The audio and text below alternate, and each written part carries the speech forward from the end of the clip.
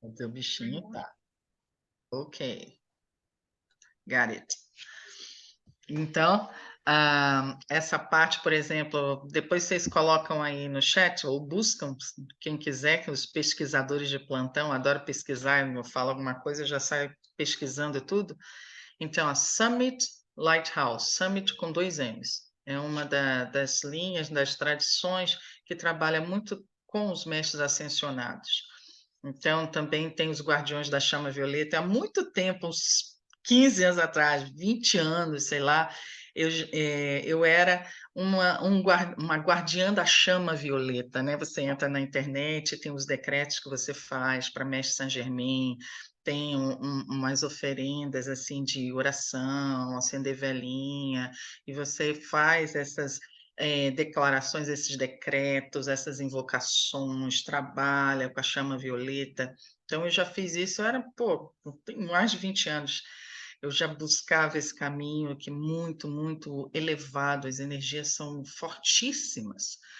Também tem outras que trabalham, por exemplo, com essa linhagem da Fraternidade Branca Universal, que é a Sociedade Teosófica, fala de um pouco diferente, não fala dos sete raios, alguns mestres não são mencionados, mas eles falam, né? Foi a primeira tradição que falava sobre isso, Sociedade Teosófica de Helena Petrovna Blavatsky, né? Então já conhecem isso. Uma outra tradição também em linha que fala também desses avatares, desses seres de luz, que é muito interessante, que eu também já estudei um pouco mais. Aí eu fico, de vez em quando eu vou lá, leio alguma coisa, conheço um pouquinho, já li alguns livros deles, que é a Sociedade Rosa Cruz também, né? Os Rosa Cruzes acreditam, trabalham com isso. Então, tem vários, e tem algumas autores e autoras interessantes para vocês buscarem como referência. Uma delas que eu gosto muito é a Maria Silvia Orlovas. Orlovas. Orlovas. Orlovas. Maria Silvia Orlovas. Ela teve até parece que um câncer há pouco tempo. Ficou ruim a bichinha. Ela tem livros maravilhosos. Os Sete Raios, os Doze Raios, a Grande Fraternidade Branca. Ela fala muito sobre isso. Peguem no YouTube, ela tem vídeos bem legais, né, que aprofunda aí nesse aspecto. Depois, no curso mesmo que a gente vai dar de Ascensão agora em outubro, eu vou falar sobre tudo isso, vou mostrar esses livros, vou falar também algumas coisas aí que eles falam do início da nossa civilização, como na primeira aula, né, o início da civilização, eh, que foi muito trabalhado, foi muito em virtude da grande fraternidade branca, da hierarquia cósmica, da hierarquia galáctica, todos eles juntos trabalhando para que o nosso planetinha saísse, né, daquele início de mundo primitivo, depois passamos para o mundo de provas e expiações, no qual ainda estamos, ainda nos encontramos, e a atuação deles intensa, eles estão atuando intensamente, intensamente, todos os dias, trabalhando para que haja um despertar coletivo da nossa humanidade. Então, para isso, nós precisamos elevar a mentalidade, a psicosfera da Terra, infelizmente, é muito baixa, é muito densa. Normalmente já é muito densa. Pós-pandemia ficou mais densa ainda.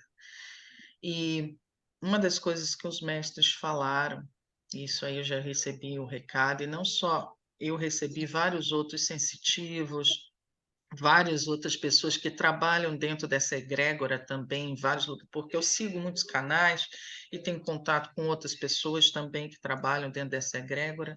Todos eles estão recebendo mensagem dos mestres, ascenso, dos mestres de luz, dos mentores, dos guias espirituais, de toda e qualquer religião, eles estão falando que está muito difícil eles acessarem, eles conseguirem acessar a gente, porque a densidade do planeta, né? A nossa mente está tão confusa, está tão bagunçado, nosso emocional tão fragilizado, que está difícil eles descerem, eles não conseguem descer mais do que eles já desceram. É a gente que tem que subir. Para a gente conseguir fazer essa conexão, a gente tem que elevar a nossa consciência. Eles já desceram o máximo que eles podem, mais do que isso, só se eles reencarnarem, materializarem. Então, não tem como. Então, nós precisamos ampliar a nossa consciência, aumentar o nosso padrão vibratório através de práticas de meditação, através de visualizações criativas e amorosas, da caridade, da busca espiritual, das práticas espirituais, não importa qual é o caminho, mas que visem a luz e visem a ampliação das nossas energias. Isso é importantíssimo. A oração é uma dessas formas também, se ela é sincera, se ela não é uma oração daquela muito vitimista, ou de um coração assim que só fala repetindo palavras sem sentir. Então vamos fechar os olhos, vamos fazer a grande invocação. Nós falamos na primeira aula, na primeira parte dessa aula, né, de 15 dias atrás, que a grande invocação é uma invocação das energias da egrégora dos mestres ascensos no nosso planeta Terra. Então, que possamos trabalhar sempre com esta invocação para nos conectar à egrégora dos 7 raios, a egrégora dessa hierarquia maior. Trabalhando, então, trazendo essas energias, trazendo essa luz, a conexão com todos os mestres de luz, magos do amor, missionários da caridade, todos aqueles que vêm em nome do Cristo planetário, nosso Mestre Jesus Sananda, o Senhor do mundo, em nome de todos os instrutores espirituais, em nome do Senhor Sanat Kumara, de Kutumi, em nome de Buda, dos avataras, dos bodhisattvas, de todos aqueles que são os prepostos do Senhor nesta terra, que possamos dizer do ponto de luz na mente de Deus. Flui luz às mentes dos homens. A luz está na terra. Do ponto de amor no coração de Deus. Flui amor aos corações dos homens, o Cristo está na terra. Do centro onde a vontade de Deus é conhecida. E o propósito às pequenas vontades dos homens. Propósito este que os mestres conhecem e a que servem. Do centro a que chamamos a raça dos homens, realize-se o plano de amor e luz. E feche-se a porta por onde adentra o mal. Que a luz, o amor e o poder restabeleçam um plano divino sobre a terra, hoje e por toda a eternidade. Gratidão a todos os seres, que todos nós sejamos felizes, que todos nós sejamos unidos, que todos nós sejamos livres, hoje e sempre, que assim seja. Vamos lá então, gente. Pode botar aí os slides, Mateuzinho, please.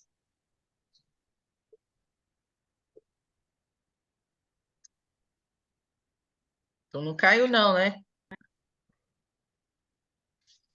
Não, eu estou aqui. Então, gente, lembra do número 7, né? Vocês já viram, se vocês assistiram a primeira parte, né, da aula, vocês viram que tudo era naquele número 7, as 7 rondas, as 7 raças, as 7 sub-raças. O número 7, como eu já falei outras vezes, outras aulas, é o número da evolução. Por isso que ele é muito de 7 em 7, porque ele é a soma do 3, que é o número do divino, do sagrado. Por isso que todas as tradições e religiões sempre têm aquela tríplice aspecto do divino. Dentro da Igreja Católica, por exemplo, do cristianismo, a gente tem Pai, Filho e Espírito Santo, simbolizado, né? A Trindade ali, 3 em 1. Se a gente for no budismo, no hinduísmo, a gente tem Brahma, né, aquele aspecto de Deus criador, Vishnu, o aspecto de Deus sustentador, e Shiva, o aspecto de Deus destruidor e transformador. Se a gente for numa tradição egípcia, por exemplo, nós temos a figura de Horus, de Ísis e de Osíris, e por aí vai.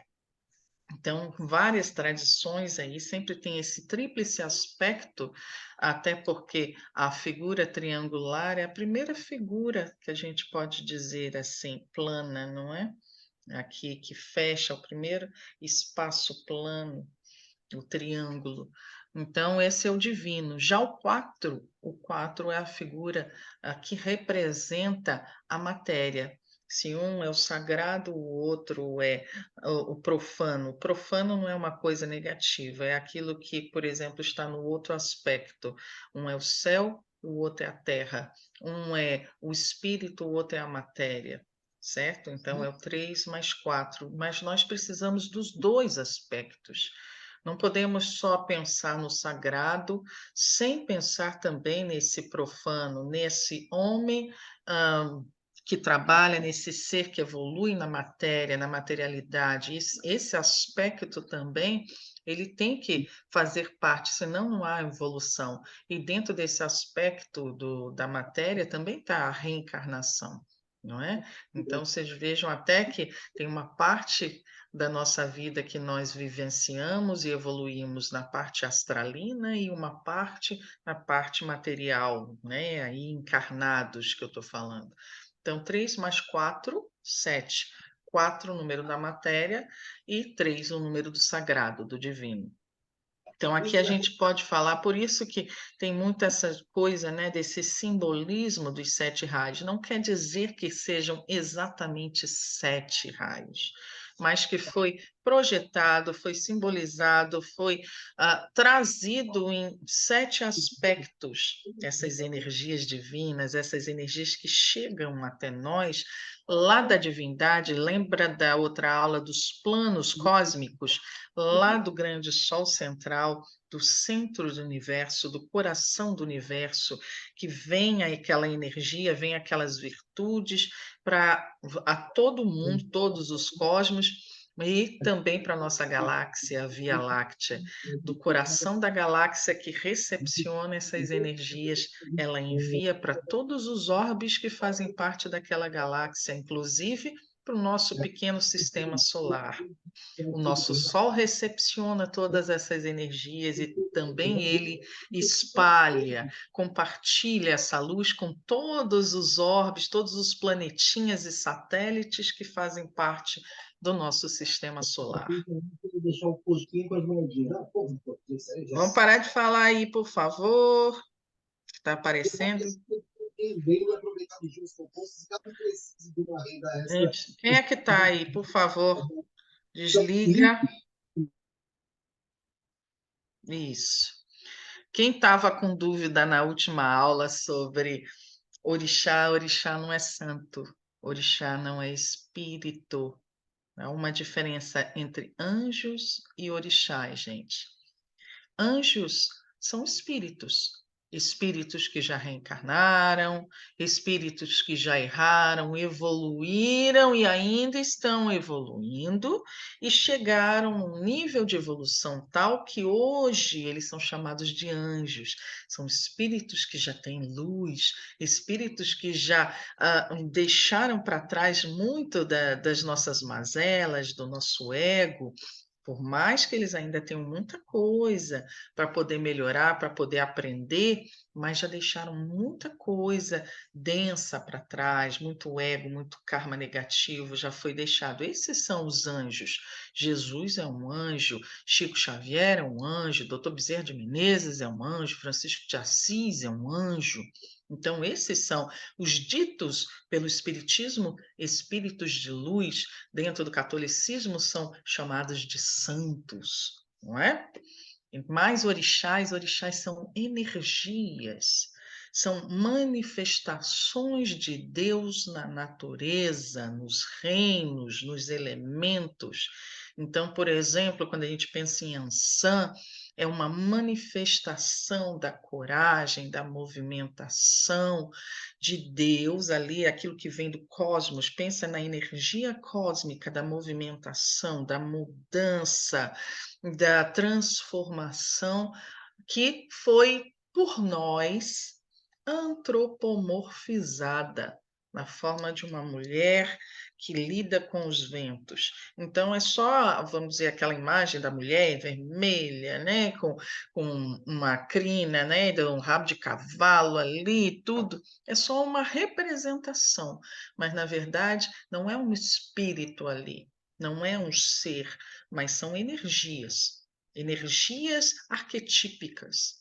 Ok? Deu para entender? Assim como outros vários orixás, Ogum, Xangô, cada um deles trazendo as suas virtudes, as suas energias manifestas em vários sítios e que vem que nós podemos ancorar, incorporar em nós. Ok, Fernando?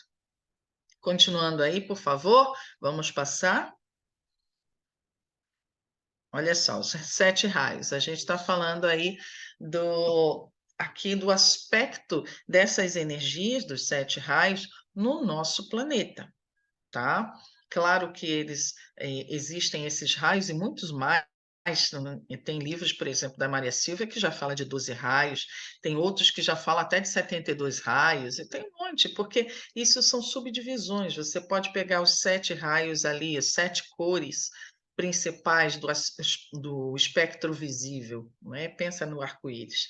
Então, tem aqueles 7 espectros visíveis, desde do vermelho até o violeta, mais ou menos ali. Então, por isso também tem 7. Agora, imagina esses 7 raios que foram simbolizados como essas virtudes, né? Tudo representação, feita analogias para poder simplificar o nosso entendimento também, né? Mas eles estão aqui, quando a gente falar 7 raios, nós estamos falando do âmbito, do aspecto da nossa Terra, tá? Então, eles são emanações das virtudes, qualidades divinas, na manifestação da nossa Terra. São representação de tudo que precisamos atingir para alcançar essa maestria e a luz plena do Espírito aqui no orbe. Os 7 raios administram no planeta todas as energias necessárias a esses 5 reinos: mineral, vegetal, papapá. Atuam no conjunto global, ou seja, os 7 raios estão aí pelo globo inteiro, estão irradiando, sendo irradiadas essas virtudes para o mundo inteiro. Por mais que às vezes tem gente que diga assim, eu sou do primeiro raio. Eu fiz um trabalho há alguns anos, eu participei de um trabalho com um grupo que veio do Rio de Janeiro. Eles faziam um relatório, a partir nós passávamos data de nascimento, nome, um monte de coisa, e eles faziam um trabalho e davam para a gente um relatório. Isso foi um curso de apometria cósmica. Então, eles me deram um relatório e lá vinha assim: primeiro raio, o meu deu o raio azul. O meu raio secundário seria o raio violeta de Saint Germain. E o raio da missão seria, né, que eles disseram, né, a rádio missão seria o branco, ok? Então, tem alguns estudos que podem ser feitos em alguns lugares. No finalzinho da aula, se der tempo aí, eu acho que vai dar, eu vou ensinar vocês a acharem esse raiozinho de missão facinho, a partir da data de nascimento de vocês. Mas lembrando, não é só porque, isso do primeiro raio, é igual aquele negócio, o filho de Ogum. Ogum me rege, sou do primeiro raio, Moria Khan, né? Mestre, o Moria é aquele que a gente diz que é o mestre, o governador, o Chohan do primeiro raio, ou raio azul. Mas não quer dizer que a gente não sinta a influência dos outros 6 raios. Todos nós sentimos a influência de todos os raios e podemos nos beneficiar dessas qualidades. É só a gente trabalhar com isso. Eu posso ser do primeiro raio e trabalhar com as qualidades, por exemplo, do segundo. O segundo é o raio da sabedoria, o primeiro raio da força, da coragem, da fé, da vontade. Então, sabe aquele pessoal pé na porta, quem é líder, quem é militar, quem é guerreiro, os guerreiros são regidos por esse primeiro raio, o raio de Arcanjo Miguel. Então, tem muito disso, é o raio de nosso pai Ogum. Quem é regido pelo primeiro raio tem muito essa coisa, vamos lá, vamos batalhar, né? Tem muito essa coisa de estar sempre em batalha. E o segundo raio é o raio dos filósofos, é o raio dos sábios, de quem gosta, sempre estudando, gosta de falar, dos oradores, desses assim que são professores, estão sempre ensinando, sempre instruindo. Não quer dizer, então, que você, sendo do primeiro raio, que você não possa buscar as virtudes do segundo, por exemplo. Deu para entender, gente, como é que funcionam as coisas? É bem legal. Então, os raios têm seus próprios atributos e objetivos, tarefas e missões. Cada um de nós vai ser regido por um ou mais, a gente vai sentir essas influências. Igual quando a gente fala, nossa, sou filha de Iemanjá, então eu sinto um pouco a vontade, eu sou mais mãezona, gosto de cuidar das pessoas, ou seja, são essas influências mesmo. Quando a gente diz, eu sou do signo tal, tem influências. Então, a gente está sempre cercado de influências, influências planetárias, influências energéticas, que vêm de toda parte e também vêm das nossas experiências do pretérito, da nossa própria, vamos dizer, contextura espiritual, porque nós somos essências divinas que fomos criadas, vamos dizer, pelo mesmo Deus, mas cada um foi criado numa combinação energética própria. Então, cada um de nós é diferente desde o nosso nascimento. Nós somos diferentes nessa combinação de energia. Alguns foram criados, por exemplo, com uma energia mais sanguínea, mais de guerreira, e isso foi sendo alimentado nas várias vidas ou pacificado nas várias vidas. Outros têm uma essência mais cuidadora, mais amorosa, paciente, e também isso foi trabalhado, estimulado ou pacificado nas várias encarnações que teve. Então, mas cada um de nós tem mais ou menos elementos. Lembra dos humores que os orientais, que os gregos e os orientais falavam? Um é sanguíneo, é o fleumático e outros. Esses são os humores, são essas características energéticas que nós trazemos. Podem mudar, por favor?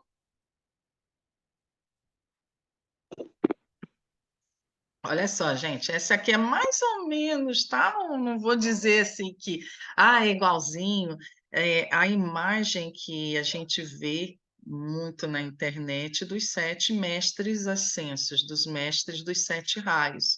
Aqui, ó, começando da esquerda para a direita, aqui no sentido horário, esse primeiro de azul, de turbante, mestre Eumória, do primeiro raio.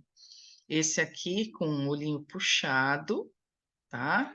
É o mestre Confúcio, do segundo raio.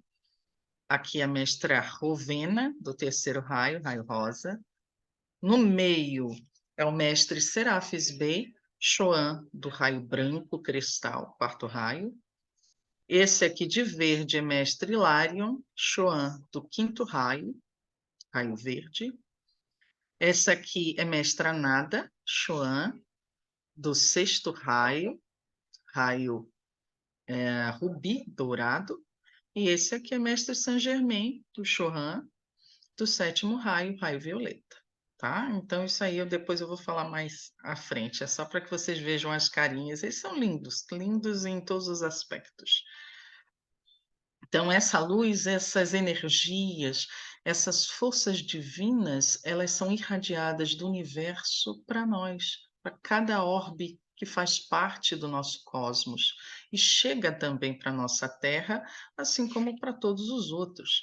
Quando chega aqui, esses seres de luz recepcionam e com o coração amoroso e sábio deles, eles compartilham, eles dentro do linguajar há uma dispensação. Então, eles dispensam, eles compartilham, eles derramam essas energias divinas sobre todos os seres da Terra, né? Cada um dentro da sua especificidade. A mestra Nada, por exemplo, é essa aqui, do raio rubi dourado, que é o raio dos missionários, é o raio da caridade. Ela dispensa do seu coração toda essa energia que ela recebe para os seres, em forma de quê? Como é que essas virtudes vêm? Em forma de compaixão, em forma de altruísmo, em forma de serviço abnegado, abnegação. Então, é o raio que inspira os missionários de todas as searas, pessoas que gostam de ajudar, ONGs, pessoas que estão sempre envolvidas em ações altruístas, sempre querendo ver o melhor, Médicos Sem Fronteiras, ONGs que trabalham com animais, pessoas que cuidam de crianças, centros espíritas, casas religiosas que praticam essa beneficência, todos esses que trazem a caridade e o espírito missionário do serviço altruísta como um dos seus objetivos, como uma das suas faces, essas casas são protegidas, são inspiradas, são sustentadas pelo sexto raio de Mestra Nada, por exemplo. Tá? É assim que funciona. Então, ó, cada raio possui múltiplas funções, tanto para o autoconhecimento das pessoas, como função no plano astral, tal, tal, tal. Cada raio é dirigido por um ou mais mestres ascensos. Aqui a gente está falando dos 7, mas cada mestre ascenso tem aquilo que a gente chama de chama gêmea. Chama gêmea é a contraparte. Vamos dizer que é o yin do yang ou é o yang do yin, né? É sempre aquela, porque existe dentro da filosofia hermética o princípio da polaridade. Então, da mesma forma que nós temos pai e mãe de cabeça, nós temos a polaridade feminina e masculina, e não falando de sexo, gênero, ou seja, mas de polaridades, aqui também, dentro em cada raio, existe a polaridade feminina, que é representada por um mestre, e a polaridade masculina, que é representada por outro mestre, e eles trabalham juntos, porque isso complementa, isso integraliza, é igual àquela figura do Tao, né? O Yin e o Yang estão juntos, como se fosse uma coisa só ali, harmônicas, tá? Então, aqui, apesar de só aparecer, por exemplo, o mestre Saint-Germain como o Chuan do sétimo raio da chama violeta, mas ele tem uma chama gêmea que é a mestra Pórtia, por exemplo, não é? Quando o mestre Moria, o Chuan do primeiro raio, tem sua chama gêmea, que é a Lady Miriam, e por aí vai. Pode mudar, por favor? Aqui, ó. Os mestres ascensos e os 7 raios. Então, eles possuem. Deixa eu só baixar um pouquinho esse. Agora ficou alto.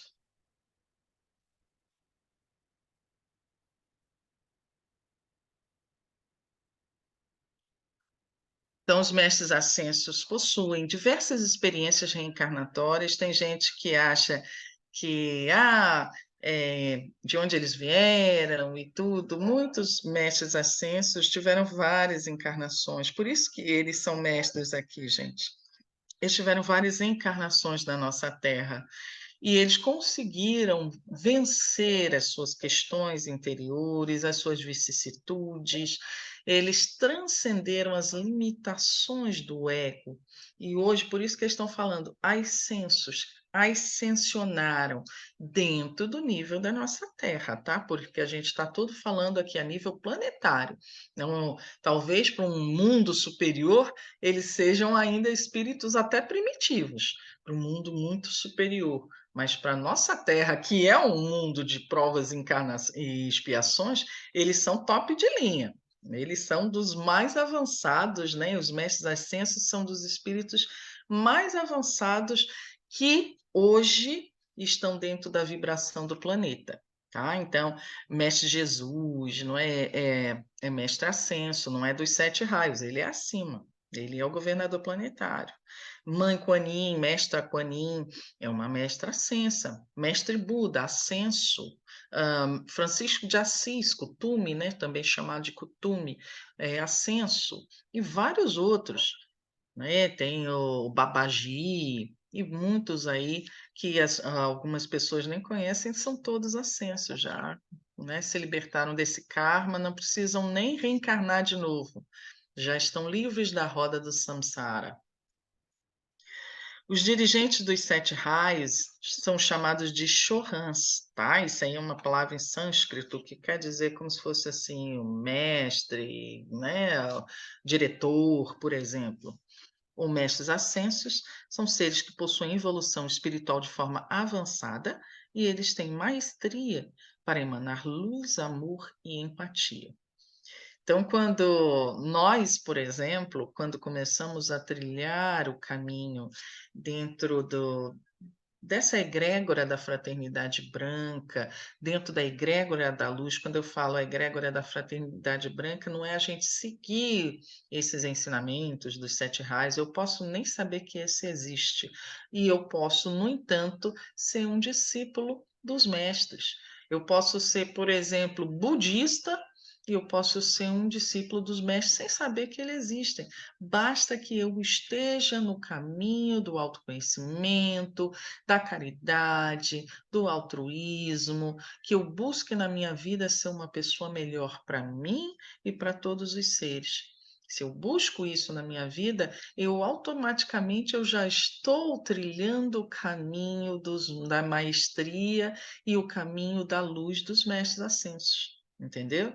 E aí eu posso me tornar pouco a pouco aquilo que se chama de discípulo, né? Um discípulo dos mestres, dessa hierarquia de luz, e esse discípulo que eles chamam de Chela, Chela, Chela, Chela.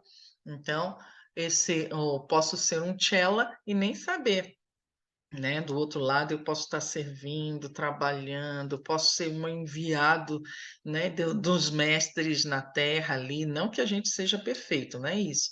O enviado para a gente poder fazer um trabalho de dispensação, de conhecimento, de luz, de exemplificando o amor. Então, muitos de nós já somos ligados de alguma forma a esses mestres, mesmo sem nunca ter entrado em contato direto com eles, mas já estamos no caminho, tá? Então, aqui, ó, eles têm maestria para emanar luz, amor, empatia, que eu já falei, o primeiro raio, mestre Moria. O que esse primeiro raio traz? Por isso ele é o primeiro, ele ancora a energia de poder, de fé, de coragem, proteção e vontade divina.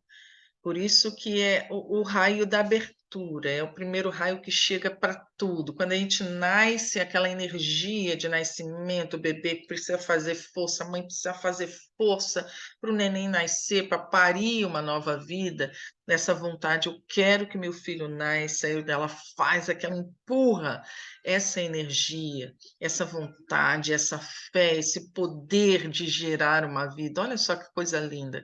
Isso é muito primeiro raio. Tá? Dentro mais ou menos, se a gente pudesse fazer uma analogia com a Umbanda, seria o raio de Ogum, seria a energia do nosso pai Ogum, é muito parecido. Segundo raio, o amarelo dourado, mestre Confúcio, o raio da iluminação, da sabedoria, não é? Como eu falei, o raio dos filósofos, dos professores, dos oradores, das pessoas que estão sempre buscando conhecimento, sempre estudando, estudando, estudando aí, e também tem muito a ver com o nosso pai Xangô, né? Porque Xangô, se a gente for ver o aspecto de São Jerônimo, que tem o livro na mão, né? Ele tem muito essa coisa da sabedoria. Terceiro raio, raio rosa, mestra Bovena, amor, bondade, gentileza. Então, o raio da criatividade, da gentileza, da sensibilidade, do amor, tem muito isso. a gente fosse trazer uma ligação muito forte com o Oxum, por exemplo. Então, a gente pode fazer analogias, não quer dizer que seja igual, quer dizer que a gente pode trabalhar aspectos semelhantes, assim que foi feito, por exemplo, o sincretismo, assim que funciona o sincretismo da Umbanda. Por que que São Jorge foi sincretizado com Ogum? Porque São Jorge era um homem, um guerreiro muito corajoso, com uma fé inabalável, que mesmo com todas as dificuldades que ele enfrentou, sendo ameaçado, machucado, mas ele não abdicou da sua fé cristã e tudo. Então, ele trouxe, né, os escravos que estavam aqui no Brasil, fizeram esse sincretismo. Eles ouviram a história de São Jorge, as características, tudo aquilo que São Jorge era para os católicos, e eles disseram: nossa, isso aí tem muito a ver com Ogum, porque o Ogum é nosso guerreiro, o Ogum também ele se sacrifica para poder ajudar pessoas. Então, eles fizeram essa analogia, tá? Então, tudo isso são analogias que a gente pode fazer. Então, o quarto raio, o raio branco, mestre Serapis Bey, todos esses mestres, como eu falei, já tiveram várias vidas. Isso tem livros que falam, no curso de ascensão eu vou falar um pouco mais sobre isso. Mestre Serapis Bey, em alguns lugares, eles falam que ele já reencarnou como o faraó Akhenaton, aquele que tentou implantar o monoteísmo no Antigo Egito. Mestre Hilário. Oi? Gente, olha aí. Mestre Hilarion já teve uma reencarnação, segundo dizem aí, como Paulo. Paulo, o apóstolo dos gentios, aquele que foi o apóstolo póstumo de Jesus, né, que ficou cego, depois se converteu. Então, Mestre Anada, Mestre Saint-Germain também já teve várias encarnações importantes. Uma delas dizem que ele foi José, pai de Jesus. Outra encarnação de Mestre Saint-Germain, que dizem também Paracelso, um grande médico, né, de séculos atrás, que trazia muito na sua prática da medicina o aspecto da fitoterapia, do magnetismo. Dizem que foi um dos pais do magnetismo antes mesmo de Mesmer. Então, aqui ó, tem vários, né? Mestre Hilarion, Mestre Anada, aqui Mestre Hilarion, o raio da verdade, da esperança e da cura, é o raio verde. Cada um desses raios, como eu falei, tem cores, né? Então, o verde, a gente já sabe, trabalha muito com a cura, trabalha muito com a cura, não é só a cura física, tá? Então, é a cura nos vários níveis do ser: a cura espiritual, a cura mental, a cura emocional, a cura física, energética. E essa cura aqui também passa pelo equilíbrio, porque não existe cura sem equilíbrio. Tem a ver também com a busca da verdade. Esse é o raio dos cientistas, é o raio dos médicos, é o raio dos curandeiros, é o raio de todos aqueles que buscam levar esperança para as pessoas através das práticas médicas, dos remédios, da farmácia, tudo isso. Medicina da floresta, tudo isso aqui está dentro do raio verde. O sexto raio, raio rubi da mestra Nada, que é um raio do, como eu falei, dos missionários. Ele é o raio da devoção, da caridade, então inspirando todos aqueles que são devotados a ajudar o próximo. Não é só pastor ou pai de santo, mãe de santo, apesar de todos nós, se a gente está envolto em trabalho de caridade, os líderes espirituais, de uma forma geral, estão também sendo inspirados pelo sexto raio, mas não só os líderes espirituais, todos aqueles que se devotam e trabalham para levar luz ao mundo.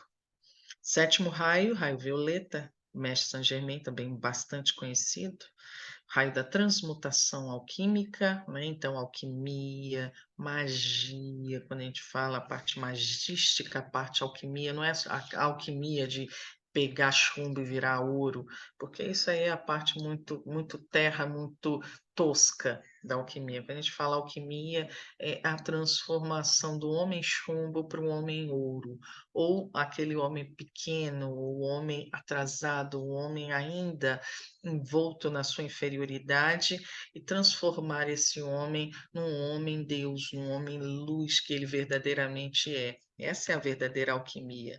E também o raio da liberdade, o raio da busca, né, dessa transformação, dessa libertação das energias densas, das vicissitudes, o raio da purificação das energias, tá? Então, esse é um resumo muito grande desses 7 raios. Pode mudar, por favor, Mateuzinho? Essa aqui é a grande invocação que eu falei para vocês.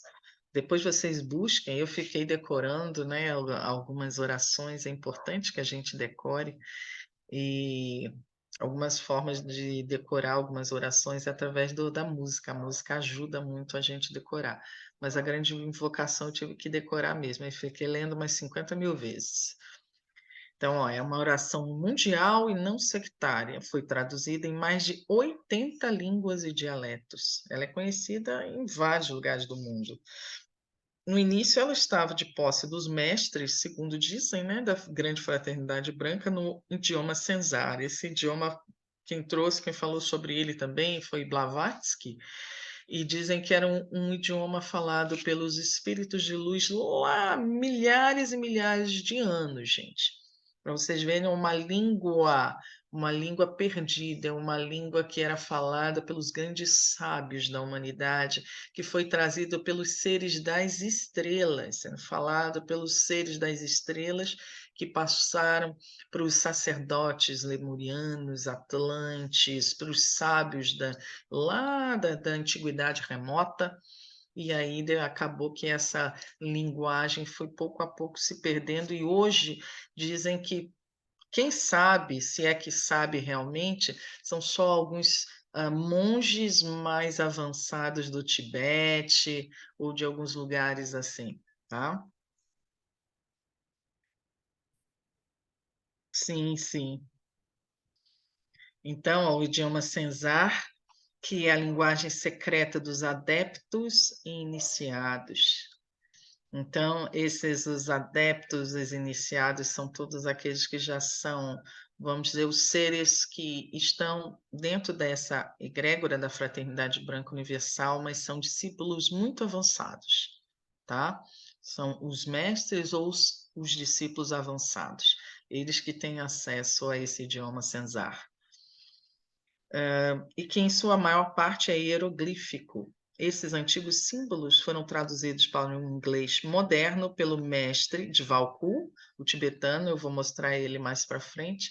Djwhal é muito interessante, muito importante o trabalho dele dentro da Fraternidade Branca Universal, porque Djwhal é considerado o mensageiro dos mestres, como se fosse o arcanjo Gabriel de hoje, né?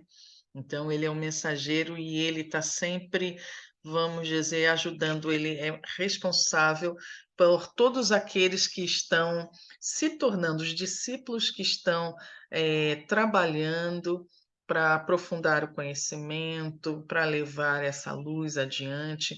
Então, é como se fosse médiuns, missionários, trabalhadores de todas as searas aí, não importa a tradição, como eu falei para eles, tanto faz. Qual é a tua religião, pouco importa. O que importa é o caminho que você está trilhando.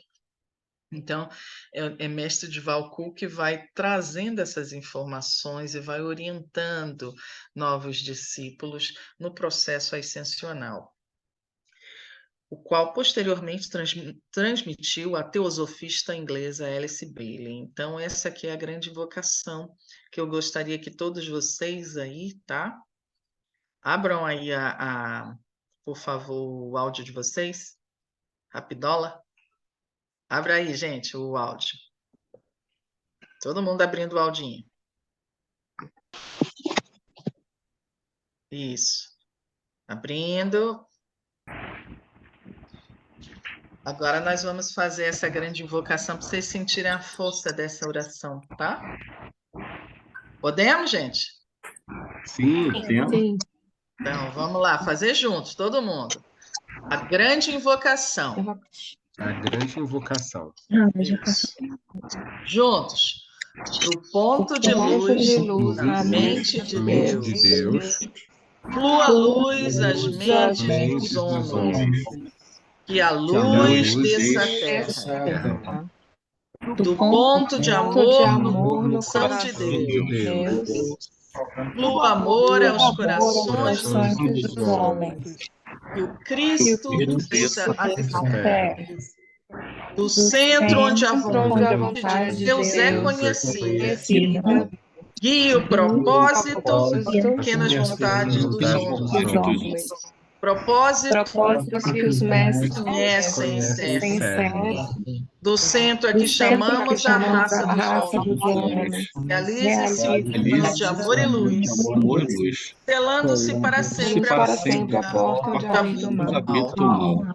que a luz, o amor e o poder Poder estabeleçam o plano divino na sobre a terra, hoje hoje e por toda a eternidade. Que assim que seja. assim seja. assim seja. Agora vocês podem fechar o áudio de novo. Isso, pode fechar o áudio de vocês agora, todo mundo. Isso.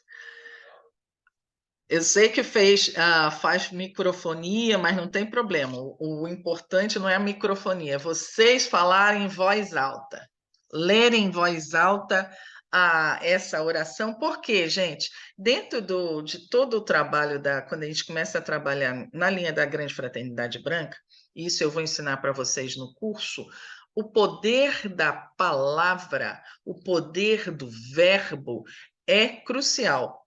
Então, falar, decretar, né, trazer, invocar ou evocar é importantíssimo, porque no início era o verbo, e o verbo disse: faça-se a luz, e a luz se fez.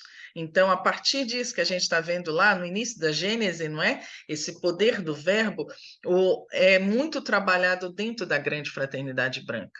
Então, quando a gente fala, a gente decreta, o que é decretar? É afirmar com convicção, tá? Então, quando eu falo, eu sou luz, eu sou amor, olha só, que a luz, o amor e o poder restabeleçam um plano divino na Terra.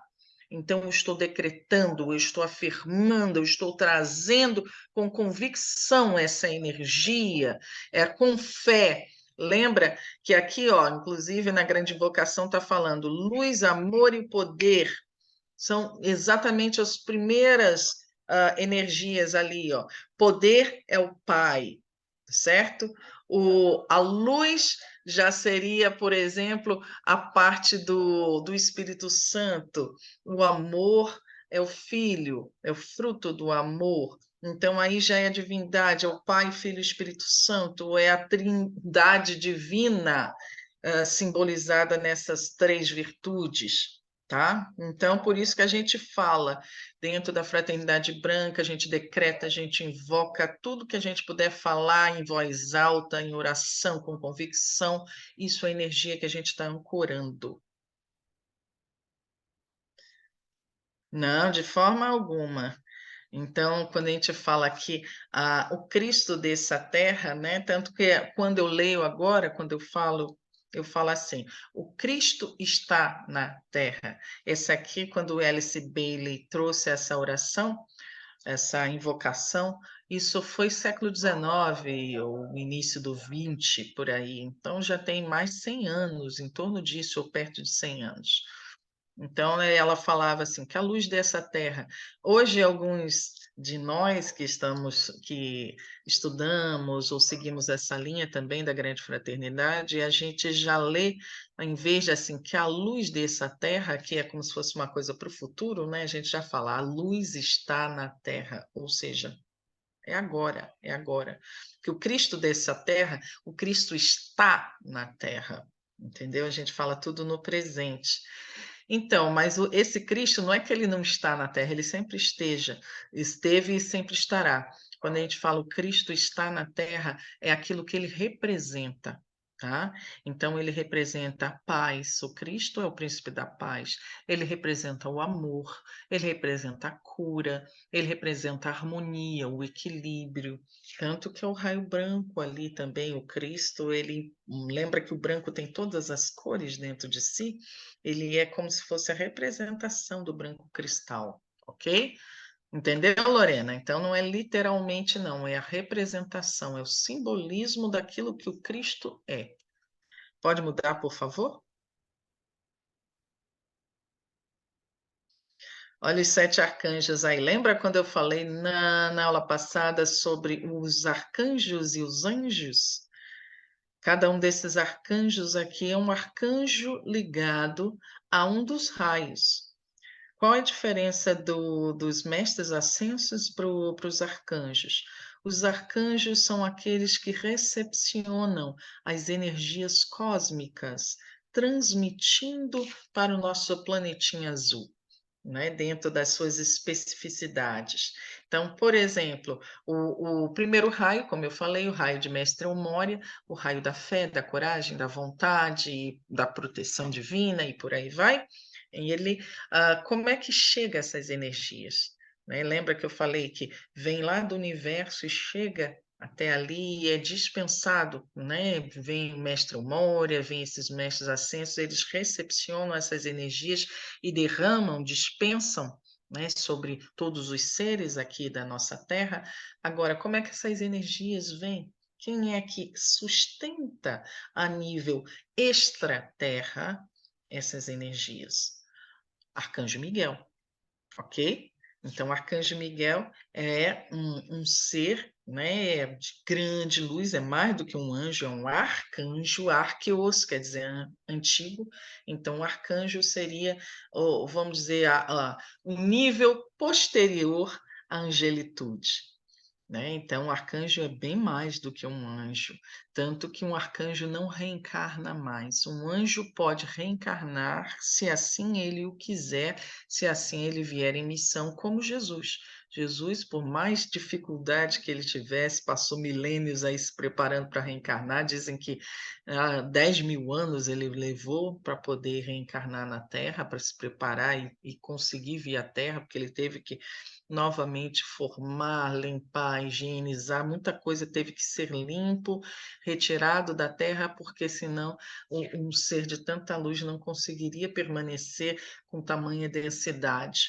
Então, olha só que já era denso naquela época, era bem pior, né? Muita coisa foi liberada para que Jesus pudesse reencarnar entre nós. E Jesus é um anjo, não é um arcanjo. Agora imagina a luz de um arcanjo, gente. O arcanjo ele trabalha nível muito acima do planeta. Um arcanjo, por exemplo, a gente está falando de seres estelares, não são planetários. Lembra, astronomicamente, um planeta não tem luz própria. Um sol tem, né? Uma estrela tem. Então, a gente está falando de seres aí, um Hélios, por exemplo, um arcanjo, né? Então, vamos dizer, tem, claro, tem arcanjos que são planetários, como Gaia, como Júpiter, já é um nível mais, mas eles não encarnam mais. Eles são a nível extraplanetário, já estão acima. Então, aqui tem Arcanjo Miguel, Arcanjo Jofiel do segundo raio, Samuel do raio rosa, Gabriel, que é o mensageiro de Deus, né? Aquele que veio trazer a mensagem para Maria de Nazaré, que ela ia conceber Jesus. Então, Arcanjo Gabriel, Rafael, o anjo da cura, Uriel, o anjo da caridade, né, o arcanjo da caridade, Ezequiel, o arcanjo, né, da transmutação, da libertação, por aí vai. E ainda tem as arcangelinas também, é só vocês verem lá nas relações, sempre tem também né, Miguel, se não me engano, é fé, né, a arcangelina é fé e por aí vai. Aí é muito nome para a gente guardar e eu não decoro todos, não. Pode mudar, gente, por favor? Aqui eu falo de alguns mestres da luz. Olha só que lindos esses mestres. Vocês sabem quem é esse aqui? Esse aqui é não sei se cada figura traz uma coisinha diferente, mas uma das imagens que esse aqui traz é Metatron. Já ouviram falar de Metatron? O príncipe dos arcanjos, um dos arcanjos mais poderosos. Vamos dizer que é o chefe dos arcanjos. A gente tem os 7 arcanjos ali e vários outros, não são só 7, tá, gente? A gente botou 7, mas tem muito arcanjo. Mas vamos dizer que um dos arcanjos mais assim antigos e poderosos é chamado de Metatron. Tanto que tem um cubo de Metatron também, é um cubo aí da geometria sagrada, bem poderoso. Aqui é um mestre felino. Já ouviram falar dos felinos? São seres de círios maravilhosos. Então, ao invés de sermos como nós, não é? Eles são humanoides, mas eles seguiram a linhagem não dos primatas, seguiram a linhagem dos felinos. Então, eles são misto de homens com felinos e são inteligentíssimos, inteligentíssimos. Os felinos são das raças mais avançadas dentro da parte da ciência e da genética. Então, tem os mestres mesmo, são esses caras de leão, tanto que, por exemplo, eles são tão avançados nesse aspecto também, que o próprio Jesus é chamado de leão de Judá. Jesus é um ser de Sírios. Não sei nem se ele tem alguma ligação com os felinos, mas ele sempre foi chamado de leão de Judá. Aqui é uma das representações de Arcanjo Miguel. Arcanjo Miguel é um ser ligado à proteção planetária, um arcanjo, uma entidade de muita luz, que ultimamente tem tido um trabalho, ultimamente há muito tempo, né? Tem tido todo um trabalho grande, porque ele está na frente do esvaziamento das regiões umbralinas. Então, aquilo que a gente chama de operação resgate, o esvaziamento das cidadelas do umbral, das furnas, das regiões abismais. Então, muitos desses espíritos que adensados, esses dragões, esses magos negativos, muitos dos espíritos que estão sendo retirados para serem depois transmigrados para outro mundo, quem está à frente disso é Arcanjo Miguel, tá? E um dos nomes que ele recebe aí dentro de algumas egrégoras é Astar Sheran, tá?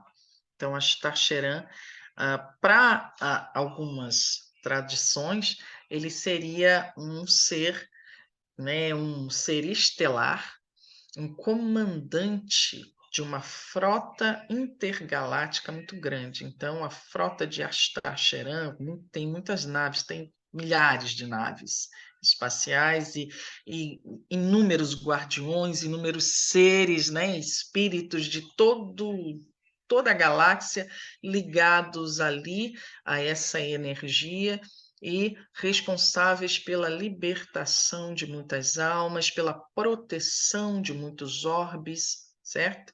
Então, a frota de Astacheran, ela é muito grande, é muito poderosa, está ligado à Confederação Intergaláctica. Pode mudar, por favor? Não preciso nem dizer que esse aqui é um ser de luz maravilhoso que eu amo de paixão. É considerada a rainha dos anjos. Aqui para nossa terra é um dos espíritos mais elevados que tem, junto com Jesus ali, não é? Mãe Maria.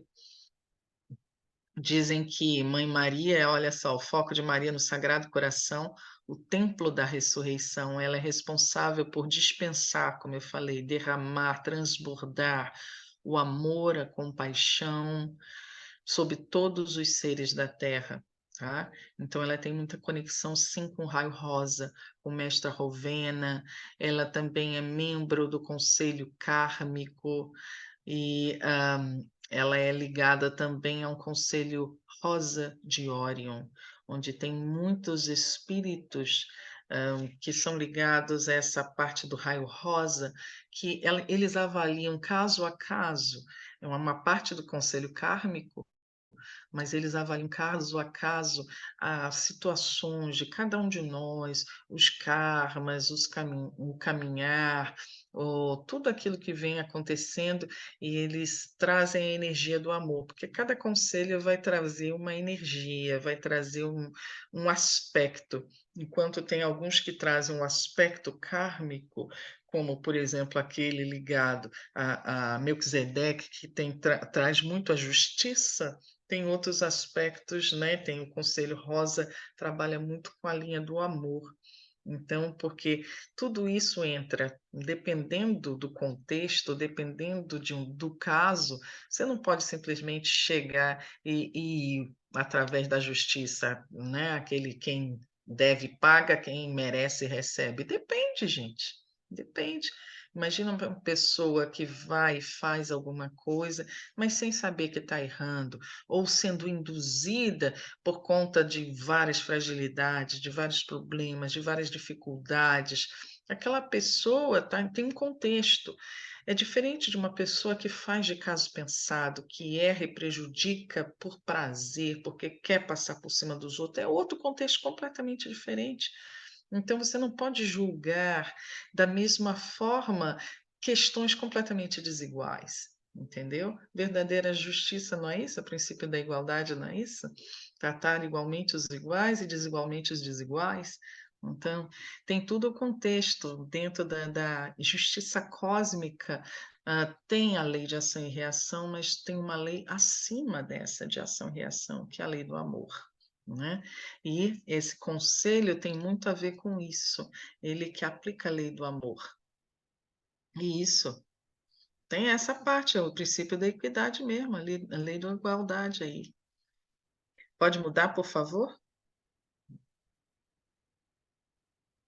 O mestre de Valku, que eu falei para vocês, ele é um mestre tibetano, trabalha sob a orientação de mestre Kutumi. Kutumi, ele é o nome mais sagrado, é o nome iniciático de Francisco de Assis, que trabalha hoje em dia, ele é tipo o braço direito de Jesus, é Francisco de Assis, que foi numa das suas reencarnações antes de ser Francisco, ele foi João Evangelista, o apóstolo querido de Jesus, aquele que escreveu o livro do Apocalipse. Estão ajudando intensamente no treinamento de discípulos avançados. É isso que eu falei para vocês. Ele está sempre aí ajudando nesse treinamento, nessa iniciação.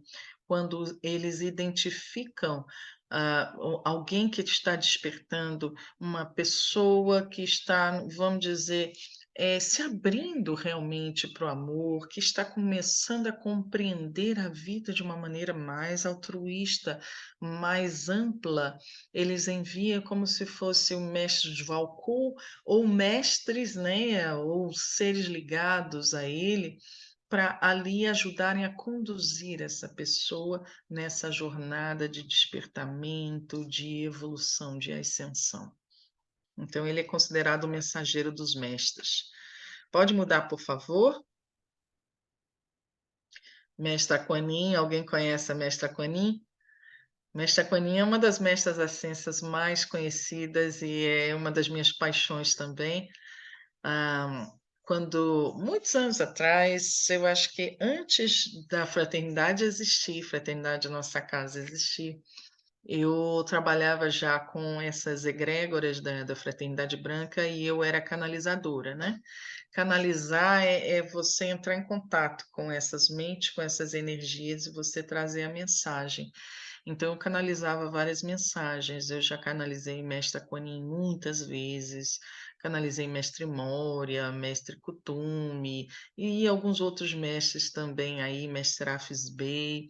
Mas a que eu tinha mais assim, que vinha muito fácil as canalizações, entrava, eu acordava no meio da noite. Teve uma vez que eu acordei no meio da noite só com um ser, uma mulher com o olho puxado, aquelas roupas de oriental, né, de chinesa, linda, e ela falava: escreva.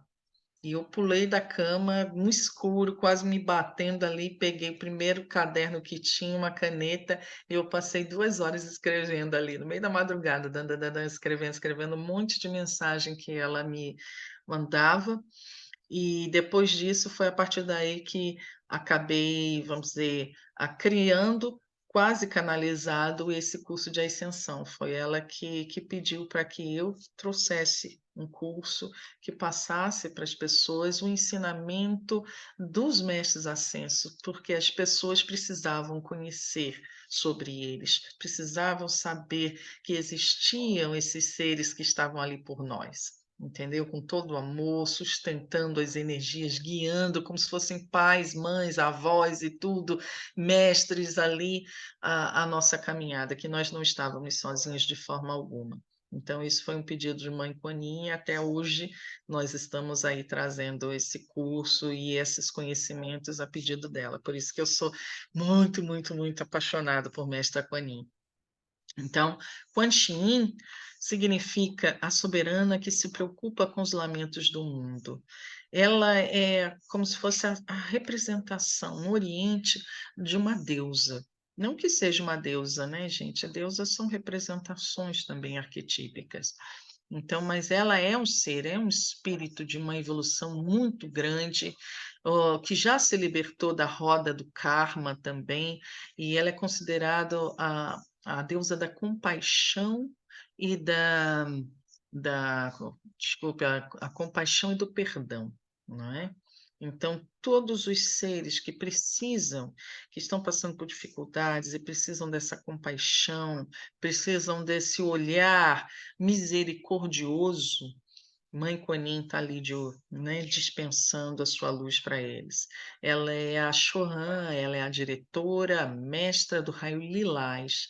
O raio lilás já é um raio que congrega ali, mais do que um raio, né? Já é a vibração ali, pensa de um rosa com o violeta ali. Então, quando você pega a luz violeta com branco ou violeta com rosa, você tem o lilás. Tá? Então, ela já congrega mais de um raio. Ela já foi diretora do raio violeta antes de Mestre Saint-Germain. Então, ela, vamos dizer, ascendeu ainda mais, ela saiu, deixou o raio violeta, e quem assumiu no lugar dela foi Mestre Saint-Germain. Aí ela assumiu agora o raio lilás. Tá? Ela é uma das figuras mais veneradas no Oriente. É como se fosse Maria de Nazaré, mais para o Oriente. Eu sempre brinco que Maria está para o Ocidente, assim como Mãe Kuan Yin está para o Oriente. Tá? Todos os orientais, chineses, coreano, indonésio, japonês, hindu, tudo, todos eles de alguma forma eles cultuam Mãe Kuan Yin, com nomes diferentes. Em alguns lugares ela é Tara Branca, outros é Kanon, outros é a Avalokitesvara, né, que é uma representação do Buda da compaixão, mas é a própria energia da compaixão e do perdão. Tá? Então, ela é muito, muito amorosa, como eu falei aqui, ó, e o mantra dela, que é bem conhecido, que seria interessante que vocês, assim, também pudessem começar a mantrar mais, começar a trazer mais essas energias no dia a dia, porque são energias de alta envergadura vibracional. O mantra de Kuan Yin é Om Mani Padme Hum. Om Mani Padme Hum, tá? Então tem algumas músicas, tem até a Deva Premal, Om Mani Padme Hum, Om Mani Padme Hum. Então vocês podem repetir várias vezes. Om Mani Padme Hum, Mani Padme Hum, Om Mani Padme Hum, Om Mani Padme Hum. Pode olhar no YouTube que vocês vão ver várias versões, vários tipos de cânticos, de mantras, e esse mantra traz muito, não apenas a energia de Mãe Kuan Yin, ou seja, essa amorosidade, esse acolhimento, quando a gente está nervoso, quando a gente está ansioso, quando está angustiado, quando está com medo, é um mantra que traz muito acolhimento, muito amor, muita proteção. Ele também clareia a mente. Mani quer dizer mente em sânscrito, tá? Então, também traz muita coisa, clareza mental, iluminação mental. Pode mudar, por favor? Mestre Ramatiz, acredito que muitos já ouviram falar de Mestre Ramatiz. Ele tem uma história maravilhosa. Mestre Ramatiz é um dos mestres que extremamente atuante nos tempos atuais, porque uma das funções dele é poder congregar, é unir o conhecimento do Oriente com o conhecimento do Ocidente, né? Mestre Ramatiz, ele era um dos representantes de uma grande fraternidade oriental chamada Fraternidade do Triângulo. E aí tinha uma outra fraternidade, mais para o centro-ocidente, né, chamada Fraternidade da Cruz, que é os cristãos, não é? Então, as egrégoras orientais, os mestres orientais e os mestres ocidentais tiveram um conclave, tiveram uma reunião, um astral, há várias décadas atrás, décadas, talvez um século atrás, e eles resolveram fazer essa união, trazer os conhecimentos do Oriente para o Ocidente e os conhecimentos do Ocidente para o Oriente. Então, o conhecimento não é só a parte cognitiva, é o melhor, cada um tem a sua luz, enquanto o Ocidente é muito razão, o Oriente é muito coração. Então, alguns aspectos positivos dos povos orientais seriam trazidos, não é? Assim como os conhecimentos para o Ocidente. Vocês lembram que até a década de 80, se não me engano, não sei qual é a idade de vocês, mas 80 mais ou menos, foi quando começou a chegar práticas como a yoga, né? Pensa que antes nem ninguém sabia o que era yoga. Que negócio é esse de yoga? Ayurveda, medicina tradicional chinesa, Hatha Yoga e essas coisas todas do Oriente, meditação transcendental, não é? Ninguém ouvia falar. Pelo menos eu sou da década de 70, nasci em 70, tenho 53 anos. Minha adolescência, na infância e adolescência, isso para mim, até a parte mesmo da alimentação, o vegetarianismo veio do Oriente, gente. Tem muitas cidades, muitos lugares da Índia, por exemplo, e de alguns outros, né, países. Eu ouvi falar no outro dia, né, num desses vídeos aí, que um dos países mais vegetarianos que tem é Bangladesh. Ouviram falar disso? Eu fiquei sabendo ouvindo no outro dia um vídeo. Então, tem muitos conhecimentos que começaram a chegar para a gente no final do século XX, do Oriente. E hoje, pô, a gente vê várias práticas que antigamente os nossos pais nem ouviram falar, e hoje para a gente é bem natural. O vegetarianismo não veio da África, não. Muitos vieram lá o africano até que come mais ou menos a carne ali e tudo. Eles têm a prática vegetariana, mas não é uma prática vegetariana, por exemplo, por princípios como os hindus, como alguns orientais. Então, às vezes o africano ele não come a carne porque alguns lugares não tem acesso à carne, entendeu? Porque eles não têm o hábito de comer carne e por aí vai. É diferente de um hindu ou de alguns lugares lá que eles não comem porque eles acreditam que, vamos dizer, a vaca é sagrada, porque eles acreditam que você precisa limpar o seu corpo, você precisa se purificar desse tipo de energia. Por filosofia mesmo, entendeu? Então tem uma certa diferença. Tem uma cidade na Índia onde 99,99% da população é vegetariana, completamente vegetariana.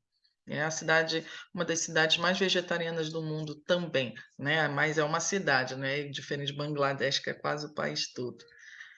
Então tem isso também, gente. Muitas práticas também do Ocidente foram para o Oriente. Vocês sabiam que na Índia é um dos lugares onde a a física, o cinema, a parte da tecnologia mais tem se desenvolvido. A medicina também, a alopática, apesar de ter a medicina Ayurveda, tem aquela medicina antiga deles, que é maravilhosa, já estudei bastante sobre a Ayurveda, amo de paixão, mas também eles têm médicos fantásticos. A medicina alopática é fantástica na Índia. E a física, tem físicos, né, maravilhosos.